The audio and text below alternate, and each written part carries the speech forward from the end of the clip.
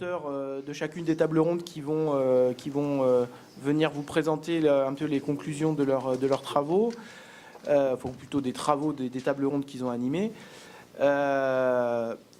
Juste un petit constat général, finalement, en travaillant sur les synthèses ce matin, on s'est rendu compte que on a beaucoup réfléchi autour du même thème, abordé sous des angles différents, que ce soit celui des publics, que ce soit celui des territoires, ou que ce soit celui du règlement ou du modèle un peu de chaque concours. Donc finalement, c'est des visions qui sont assez complémentaires les unes des autres, et avec derrière vraiment un objectif au-delà de la résolution des problèmes ponctuels que chacun identifie, d'essayer de passer au niveau du dessus, en voyant comment on peut arriver derrière à conduire une vraie logique de développement de la compétition, et comment aussi cette logique d'organisation de la compétition, elle peut permettre de vraiment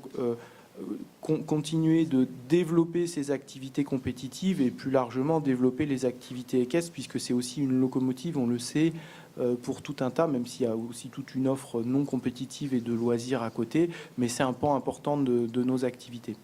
Voilà, donc je vous propose, on va procéder tout simplement, je pense, par ordre de table ronde. Donc j'appelle les premiers rapporteurs de la table ronde numéro 1, qui sont, je crois, Jean-François et Xavier.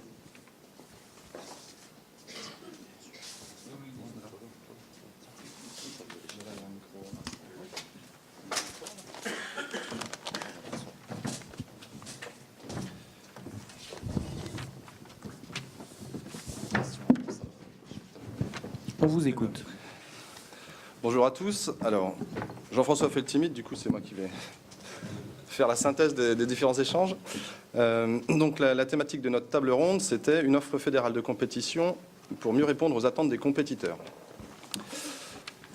Alors, globalement, plusieurs constats. Le premier, c'est qu'avec l'expérience du Grand Régional Centre, on peut dire que les circuits, d'une manière générale, sont des éléments structurants pour la compétition.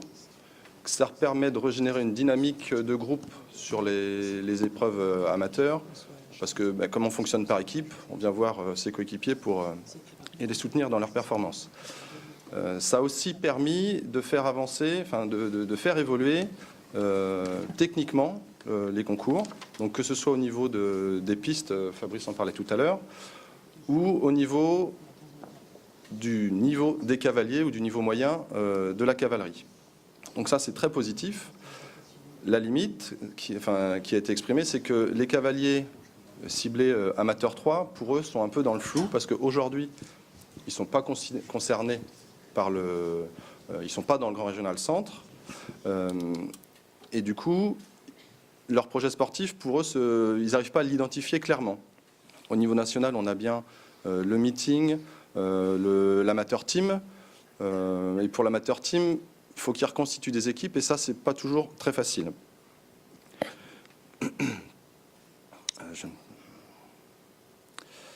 Et oui, si, l'autre limite, c'est que les amateurs 3, n'ayant pas clairement d'épreuves ou ciblées dans le Grand Régional, certains montent de niveau, alors qu'ils sont proches de leur limite, et ils se mettent en difficulté sur les amateurs 2, et des fois, ça ne se passe pas très bien. Alors la première proposition, c'était d'étendre le circuit au niveau amateur 3. Dans une autre discussion, on disait voir aux pros, pour que les pros reviennent sur les circuits, sur les concours en région centre, et notamment avec leur population de cavaliers amateurs. L'idée, c'est d'étendre le circuit aux amateurs 3. La première idée, c'est de faciliter peut-être le passage des niveaux club au niveau amateur. Et ça a fait naître une question. Le niveau, la hauteur des épreuves club élite et des épreuves amateur 3, visiblement c'est la même chose. Et on se posait la question de savoir, est-ce qu'il n'y a pas un doublon entre ces deux épreuves? Est-ce qu'il faut continuer à garder ces deux niveaux et partager la population, ou en conserver qu'un seul des deux, pour que tout le monde aille en club élite ou en amateur 3? Après, c'est une autre question. Ça, c'est le premier constat. Le deuxième constat, c'est que les cavaliers amateurs, particulièrement, ont des contraintes de temps et qu'ils n'ont pas forcément envie de passer toute leur journée sur les terrains de concours de 8h à 20h. Et que le choix des concours se fait sur des éléments techniques, mais aussi sur, Fabrice en parlait encore tout à l'heure, sur l'accueil, sur l'ambiance, sur le parking. Donc les organisateurs doivent être vigilants au timing d'épreuves qu'ils proposent, aux horaires et au respect des horaires. Et une des propositions, c'était peut-être d'envisager de programmer les épreuves pro le matin pour que les enseignants puissent, ou les cavaliers puissent se concentrer sur leur métier de cavalier, et les épreuves amateurs l'après-midi pour que les enseignants puissent se concentrer sur leur métier de coach. Un autre point, en termes de développement, on a constaté, le retour de la salle, c'est de constater que les épreuves préparatoires sont de plus en plus fréquentées, que ce soit en niveau club ou en niveau amateur, d'ailleurs c'est une division, donc les épreuves préparatoires de 80 cm à 1,30 m sont de plus en plus fréquentées. Effectivement, il n'y a pas de chrono, et les cavaliers peuvent prendre le temps de faire leur parcours, de bien monter, et faire un sans faute dans une préparatoire, c'est finalement aussi valorisant que d'être 5, 6e dans une épreuve club, ou d'une épreuve de même niveau au chronomètre. L'autre avantage de la préparatoire, c'est que ça permet de faire une épreuve préparatoire et ensuite une autre épreuve, et de faire 2 tours dans la journée.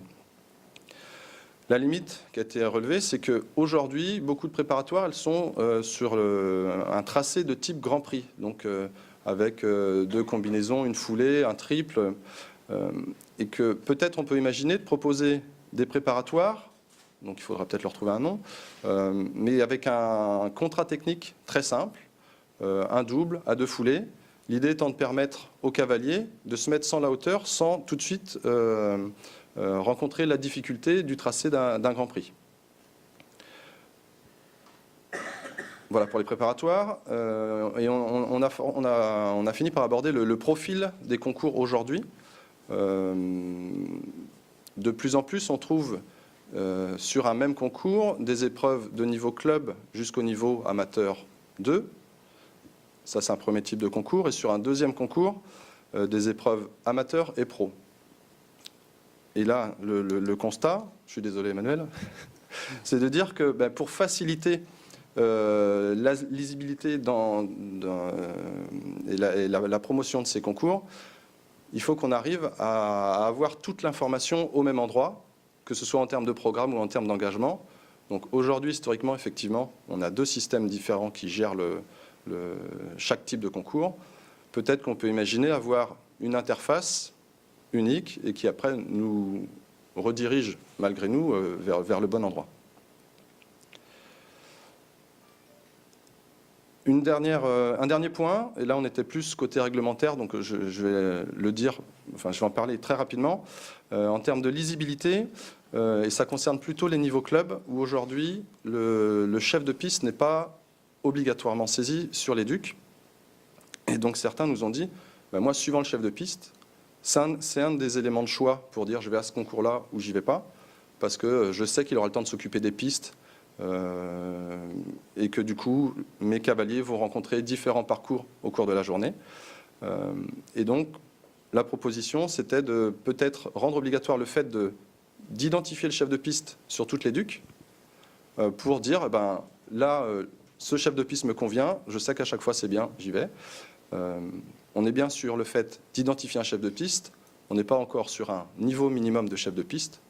Ça, ce sera peut-être dans d'autres propositions, notamment sur les circuits qui ont pu être abordés dans d'autres tables rondes. Voilà globalement. Donc effectivement, on a beaucoup parlé de CSO. Quand Emmanuel était à notre table ronde, on a parlé du dressage.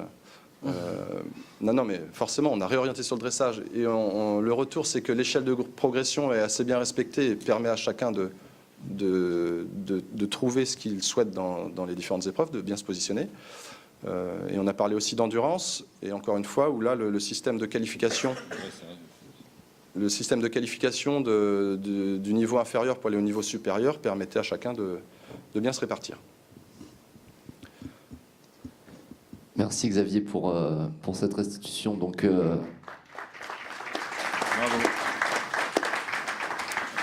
voilà, l'idée c'est pas du tout de refaire la table ronde. On espère que ça retrace bien exactement les échanges qui ont eu lieu durant cette table ronde. Éventuellement, en 2 mots, si quelqu'un a quelque chose à repréciser. Oui. Un petit oubli, je n'ai pas pensé à le dire hier au moment de la table ronde. Attends, Damien. Quelque chose que j'ai oublié de dire à la table ronde, c'est peut-être sorti dans les autres. Tu parlais d'une interface unique, si FFE Compète, qui éventuellement après nous réoriente.